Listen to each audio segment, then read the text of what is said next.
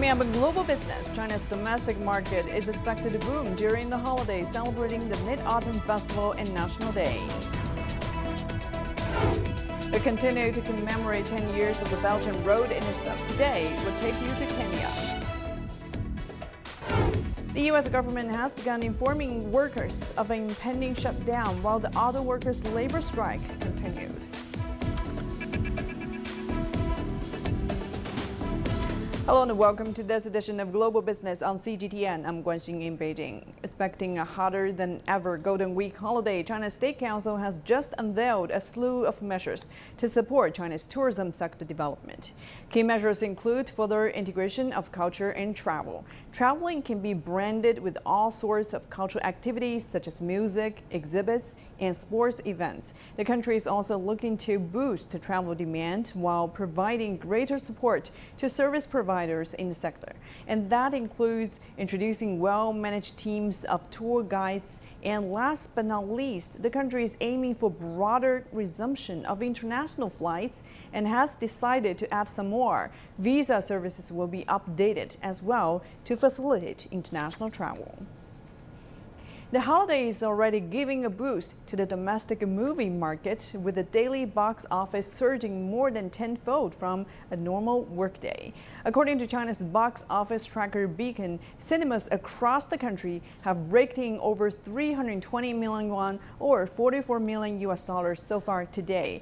Domestic blockbuster Under the Light by renowned director Zhang Yimou and sequel Marianne are heading the box office. Traffic is expected to peak at the beginning of this 8-day National Day in China. The number of railway passenger trips is about to hit 20 million on September 29th alone, and that's 18% higher compared with the first day of 2019's National Day holiday. Meanwhile, on the roads, the Yangtze River Delta, the Beijing-Tianjin-Hebei area, and Chengdu-Chongqing Twin City Circle have been dealing with heavy traffic since 9 a.m. Airports are also busier than the same period in pre-pandemic years.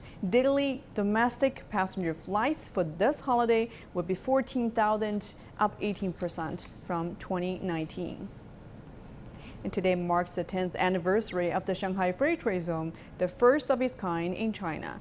Foreign companies can register there and receive access to more open services, easier currency exchange, and lower regulatory constraints. And that makes the Shanghai Free Trade Zone and the other 20 free trade zones in China magnets for trade and investment. In the past decade, the Shanghai Free Trade Zone has set a template for others, as well for the Hainan Free Trade Port, especially when it comes to institutional innovation. Nearly half of the over 300 innovative measures for free trade zones applied nationwide nowadays were pioneered in the Shanghai Free Trade Zone. Supported by French jewelry brand Van Cleef & Arpels, LEGO School of Jewelry Arts launched its permanent site in Shanghai on Thursday. The Shanghai campus is the school's third permanent campus after Paris and Hong Kong, offering regular courses, talks, and exhibitions to the public. In today's episode of our special series, Multinationals in China, and our Zhen Junfeng talks to Van Cleef & Arpels CEO and President Nicholas Bose to find out why the jewelry brand chose education to extend its footprint in China. What is the investment scale of Van Cleef & Arpels in China, and how would it be laid out next? We don't give numbers, but it's become, since the very first store that we opened in 2005, so that's nearly 20 years ago, it's become, a very, very important market and a very important component of our activity at the same level as, America or Europe. And today, with the number of stores that we have, with the team that we've developed, and now with the school, it's really a major investment for us. Van Cleef & Arpels has invested in the school L'Accord, a jewelry art school that offers courses to the public. What's the target audience of this school, and what is the prospects of this school? Very optimistic, because based on the experience that we've had in the past, I was talking of this collaboration with museums, a few events preparing for the call that we've had, we've seen that there is a very, very strong and positive response. So I'm quite optimistic on the fact that it will continue to grow.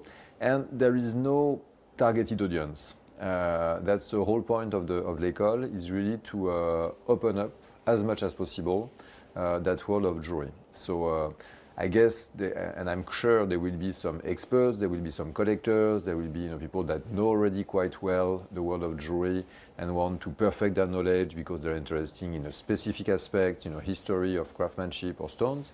There will be newcomers, people that have probably never been interested in jewelry, that will come out of curiosity. Well, at the L'École school here, I didn't see any Van Cleef & Arpels own products. Instead, I saw an exhibition of men's screen of very ancient, old men's rings that demonstrate lots of craftsmanship, history, and legacy. Tell us about this unique marketing approach of your company, inviting the public to know more about the arts and history of jewelry instead of demonstrating your own products. The thoughts are exactly what you mentioned. I think that I don't know if it's marketing per se, but it's really part of the identity. Besides promoting the brand, which we do when we have advertising, we have stores, so we do our commercial activities. But we feel it's very important to contribute to maintain and develop that understanding and appreciation of jewelry at large. And yes, at the end of the day, it will benefit us in the long term. How significant is the Chinese market for you? But it's a very important market. I think that for the world of jewelry and for the world of luxury, in the last 20 years, we've seen really the Chinese clientele here in China, in the rest of Asia, in the rest of the world, really develop, I would say redevelop, as a very prominent clientele.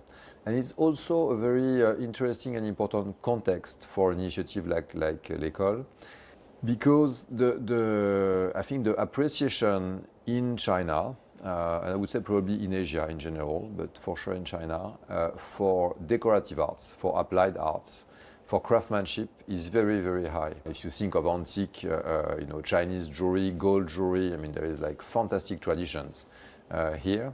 Jade. Yeah. Jade. I mean, it's really part of culture.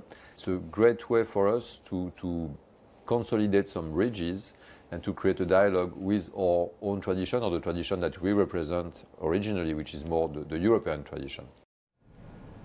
And now we're heading for a short break. Still to come on the program. We continue to commemorate 10 years of the Belt and Road Initiative. Today, we'll take you to Kenya.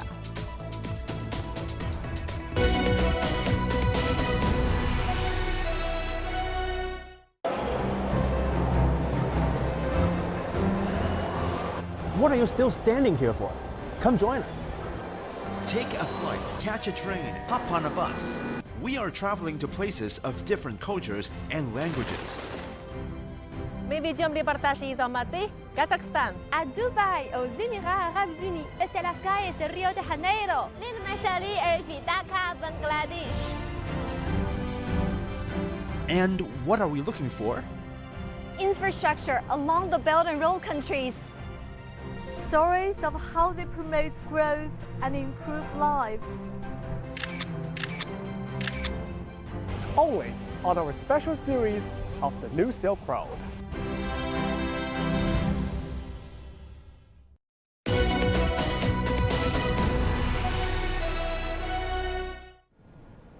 Kenya's standard gauge railway has been operating for about 6 years. Its passenger service connects the port city of Mombasa and the capital Nairobi. Its freight service hauls containers destined for neighboring countries. We join our correspondent Robert Najila in Kenya to see how this Chinese-supported project has improved transportation and boosted the economy. About a kilometre from the standard gauge railway terminal in Nairobi is a huge maintenance yard. Established by the China Railway Rolling Stock Corporation, the supplier of SGR railway vehicles, it is here that locomotive maintenance is carried out. A locomotive is the part of the train that contains the engine. Chen Jun, the production supervisor at the locomotive section, says despite the cultural differences between the Chinese and Kenyan workers, they have a good working relationship. I love my job because I feel very happy working with Kenyan colleagues who are very lively and smart. We Chinese workers get along well with our local apprentices, whether at work or off work.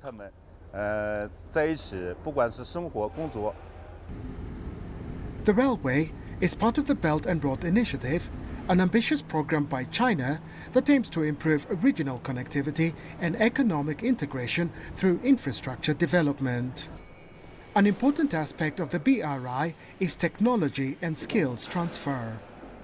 Since the SGR began operations, Chinese engineers have passed on valuable maintenance and repair experience to their Kenyan colleagues. You learn new things about maybe technology. Maybe in Kenya, we have not done something like manufacturing. In their country, there's those things like manufacturing is something big. So you learn something extra.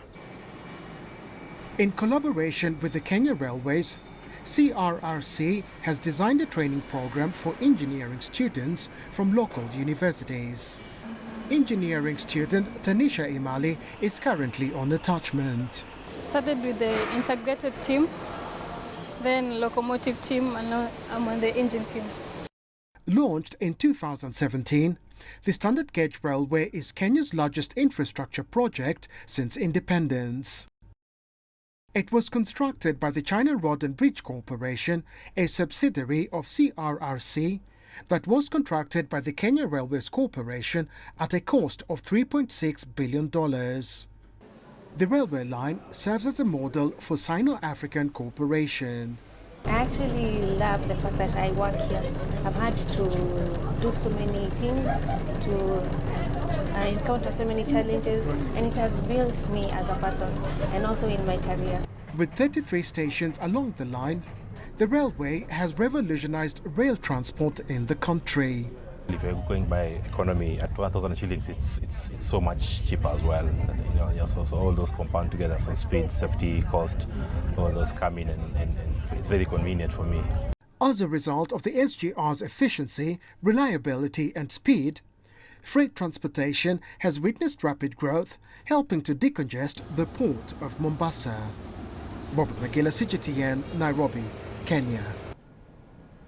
Now, for more discussions on China-Africa ties, we're joined by Liu Zhixing, a senior fellow at Renmin University's Chongyang Institute for Financial Studies. So happy Mid-Autumn Festival, Mr. Liu. So apart from the Mombasa-Nairobi Railway, what other BRI projects have benefited Kenya? I think the BRI project has benefited Kenya in all fields, especially in the transportation and also improving the life standard of Kenya's residents.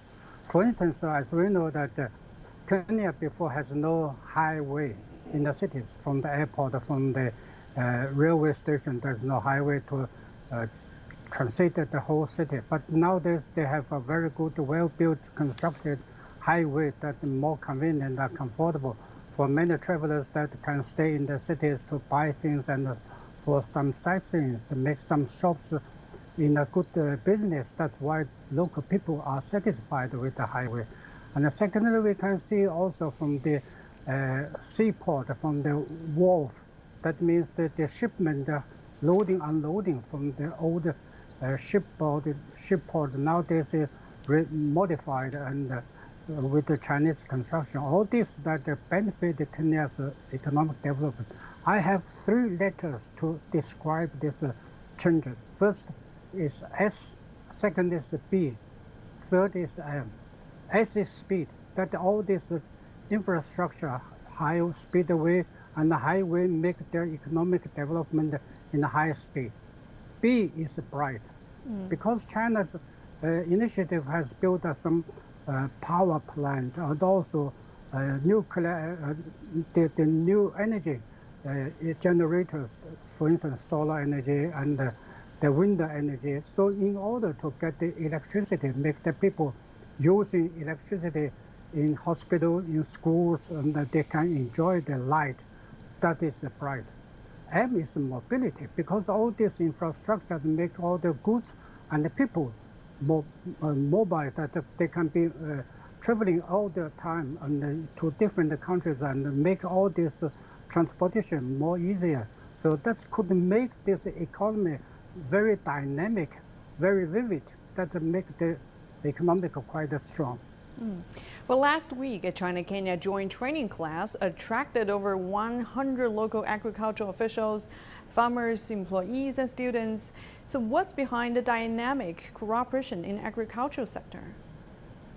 Actually, Kenya is quite good in agricultural production, especially, but of course, 10 years before, several years before, we know the agricultural sector is quite backward. They have good natural resources, but they have lack of technology and the good management and also transportation net. Nowadays, I think all these trainees that make the people with more technological knowledge, for instance, for the transportation manner and logistic, and also especially for digitalized, for the information transformation. In this way, that they make all these agricultural products more industrialized. So this is a very big step for Kenya's agriculture. They have a rich in rose flowers. For instance, flower rose is quite famous in Africa. So we have imported a big amount of rose from Kenya, and also tea, quality coffees, all the things that are quite welcomed in the world market.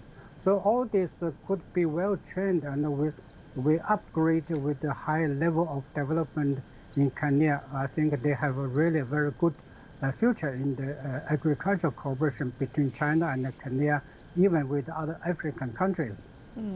And aside from infrastructure and agriculture, and what other areas have China and Kenya achieved mutual benefited cooperation?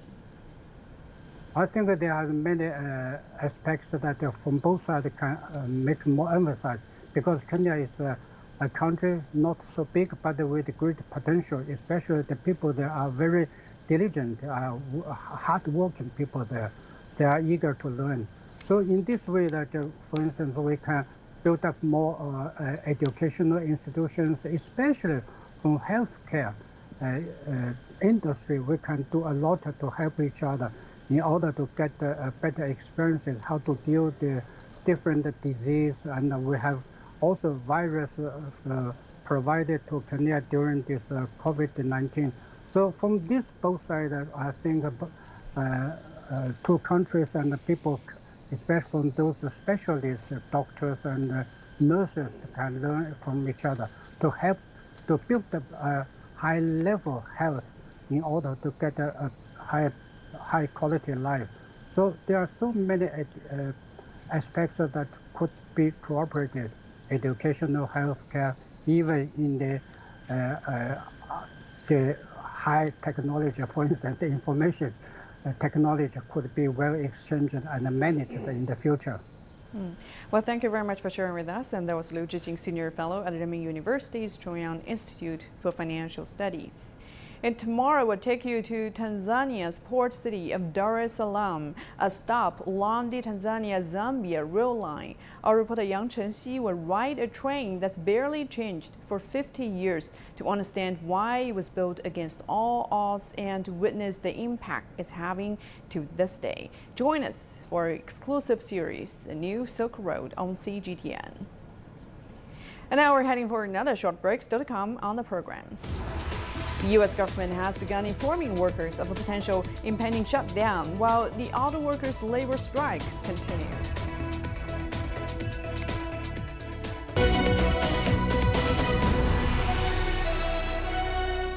The world economy as we know it is about to change.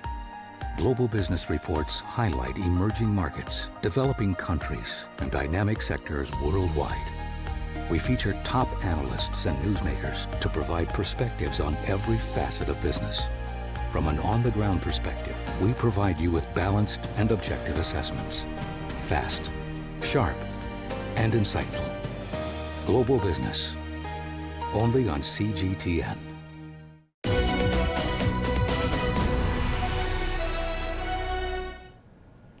The U.S. government has begun informing workers of an impending shutdown. Millions of federal employees and military personnel could be temporarily sent home or working without pay. And this comes as Congress continued a standoff on Thursday with the two chambers pushing for separate spending plans.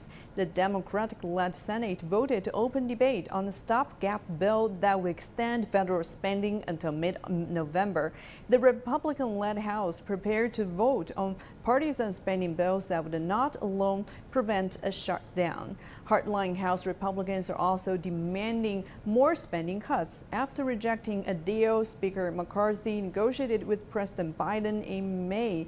Without an agreement, funding for much of the federal government will expire by the end of this week. Some institutions have made predictions about the risks posed by the U.S. government shutdown. The International Monetary Fund said on Thursday that the looming shutdown of the government would pose an avoidable risk to the U.S. economy, urging parties to reach a consensus and find a way forward. A Goldman Sachs top economist says that the odds of U.S. government shutdown are now up to 90%. He estimates it could last 2 or 3 weeks. And the founder of hedge fund Bridgewater Associates, Ray Dalio, is also closely watching the risky U.S. fiscal situation. He said in an interview that the U.S. will face a debt crisis and a meaningful slowing of the economy. The U.S. economy is chugging along despite the Federal Reserve's aggressive rate hiking campaign to beat down inflation. Data shows that second quarter GDP grew at an annual rate of 2.1%. Our reporter Karina Michelle joins us from New York to help analyze the data.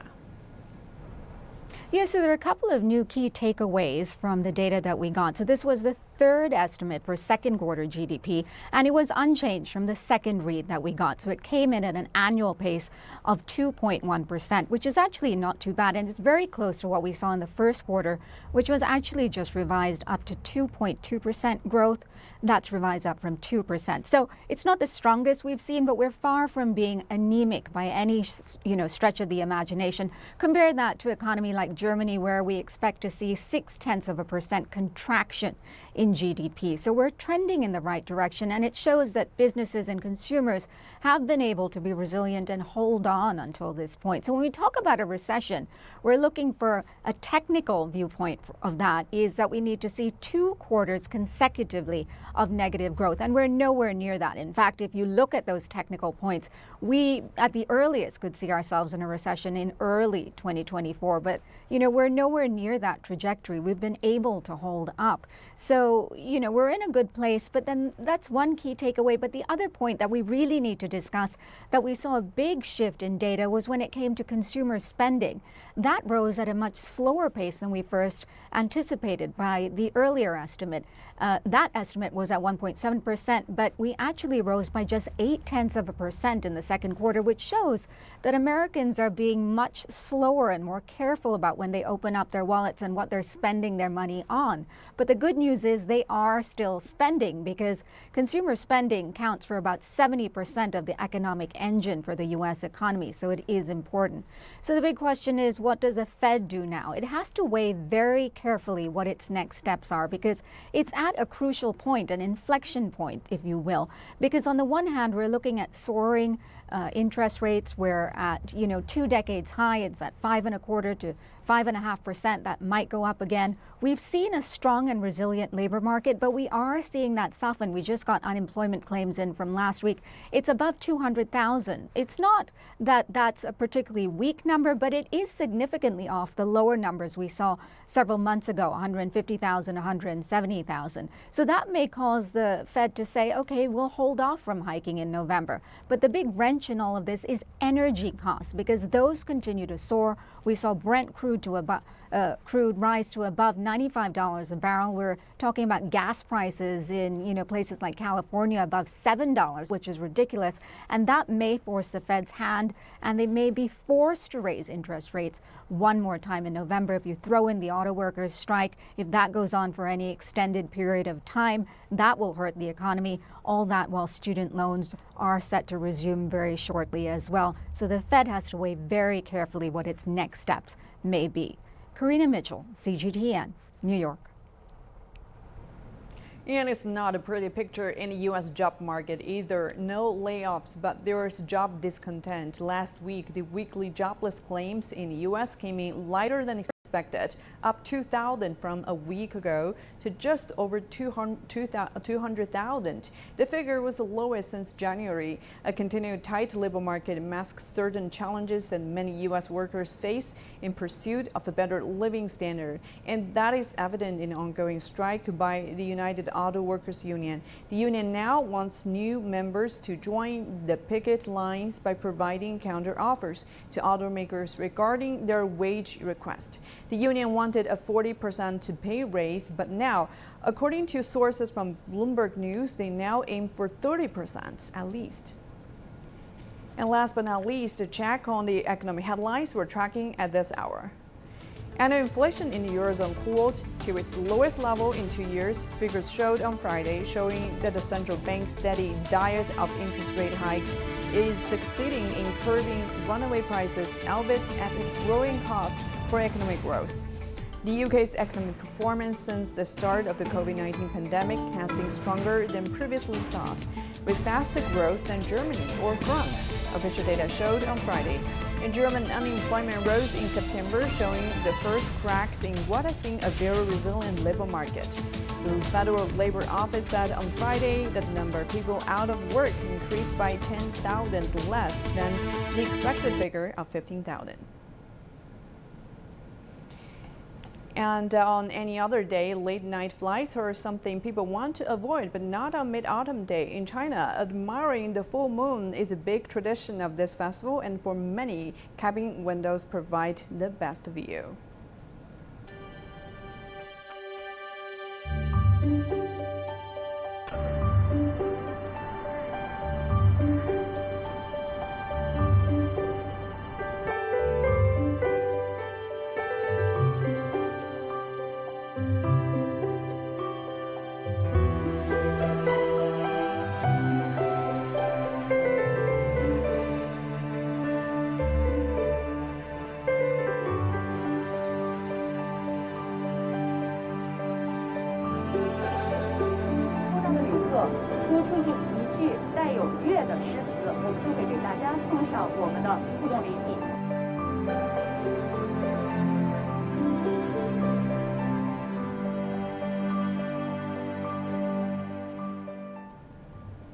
A happy Mid-Autumn Festival to all of you. And that will do it for this edition of Global Business here on CGTN. Thank you for being with us. The Point with Liu Xin is coming up next. Stay tuned.